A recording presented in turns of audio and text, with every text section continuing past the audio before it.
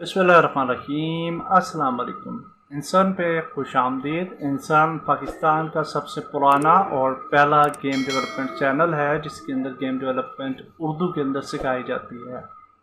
इंसान पे आपको डिफरेंट प्रोजेक्ट बेस्ड कोर्सेज मिलेंगे, जिस तरह से आरपीजी गेम है, एफपीएस मल्टीप्लेयर गेम है, थर्ड पर्सन शूटर गेम है, कार रेसिंग गेम है, और इस तरह से मज़ीद आपको प्रोजेक्ट बेस्ड कोर्सेज मिलेंगे।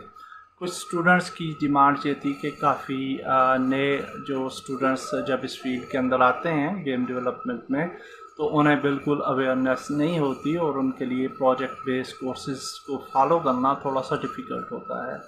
तो उनके लिए एक बिगिनर फ्रेंडली कोर्स होना चाहिए। तो इंसान पे एक प्लेलिस्ट मैंने बनाई है, complete game development course with unity.